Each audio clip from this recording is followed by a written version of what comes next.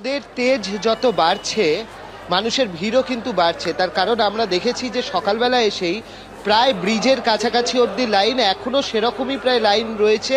তোমাকে দেখিয়ে দেবো যে মানুষজন বেলা বাড়লেও কিন্তু এখানে পুজো দেওয়াতে কোনো খামতি নেই। এখানে দাঁড়াতে রীতিমতো খালি পায়ে দাঁড়াতে রীতিমতো কষ্টসাধ্য একটা ব্যাপার, কিন্তু তা সত্ত্বেও এত মানুষ দীর্ঘ প্রতীক্ষার সারিতে দাঁড়িয়ে রয়েছেন। দুটো কারণ, একটা হচ্ছে যে ভবতারিণীর মন্দির এবং তারা প্রার্থনা জানাচ্ছেন যাতে সারা বছর তাদের ভালো কাটে, তার কারণ আজকে বাংলার নববর্ষ।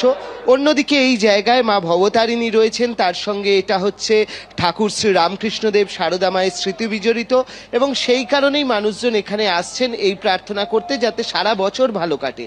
তার পাশাপাশি তারা আর কি কারণে আসছেন, যে হালখাতা করতে আসছেন।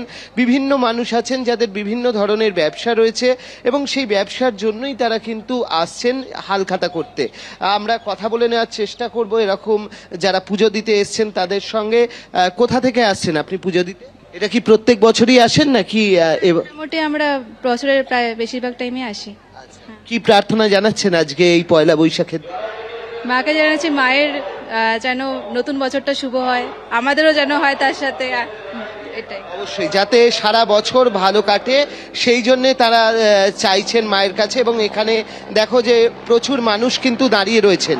অন্যদিকে আমরা যেটা দেখতে পাচ্ছি যে যারা খাতা নিয়ে আসছেন তাদের সেই ব্যবসার খাতা, আর একজনকে আমরা পেয়ে গেছি যিনি এরকম খাতা নিয়ে এসছেন। কি হাল খাতা করতে এসছেন? হ্যাঁ, হালখাতা করতে এসেছি। হ্যাঁ। আপনাদের কি ব্যবসা? হ্যাঁ, আমাদের ব্যবসা শিশুপালি ফার্মা কেম প্রাইভেট লিমিটেড।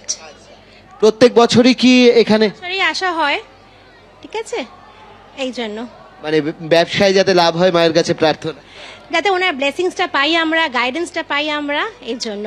অবশ্যই মায়ের যাতে আশীর্বাদ পাওয়া যায় ভবতারিণী মায়ের, এবং সেই কারণেই তারা হালখাতা করতে এসছেন। এবং এখানে একটি শিলমোহর মতো রয়েছে যেটি এই খাতার উপরে কিন্তু দিয়ে দেওয়া হবে, মায়ের পায়ে থেকে আলতা নিয়ে সেটা নিয়ে এখানে দিয়ে দেওয়া হবে, এবং সেই খাতাটা তারা নেওয়ার জন্য এখানে দাঁড়িয়ে রয়েছেন। দেখো যে প্রচুর মানুষ রয়েছেন। তোমাকে একটা জিনিস দেখিয়ে দিই যে এই যে সাদা রংটা দেখছো, এই সাদা রংটা এমনভাবেই করা রয়েছে যাতে এর ওপর দাঁড়ালে অন্তত পায়ে কিছুটা হলেও স্বস্তি থাকে। তার কারণ বাদবাকি অঞ্চল এই প্রখর রোদ্দুরে যেরকম তেতে উঠেছে তাতে দাঁড়িয়ে থাকাই প্রায় দুঃসাধ্য, কিন্তু এই লাইনটা করা হয়েছে এই সাদা রংটার ওপর দিয়ে, সেখানে মানুষজন দাঁড়িয়ে রয়েছেন এবং ভোরবেলা থেকে। এবং সবাই আজকে রীতিমতো বাঙালি পোশাকেরও কিন্তু আমরা দেখতে পাচ্ছি বেশিরভাগ মানুষ যারা মহিলারা রয়েছেন তারা কাপড় পরে এসছেন, এখানে চোস্তা পাঞ্জাবি পরে এসছেন ছেলেরা।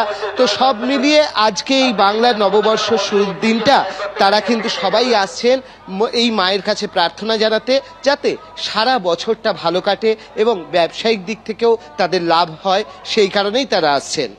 ধন্যবাদ অর্ণব।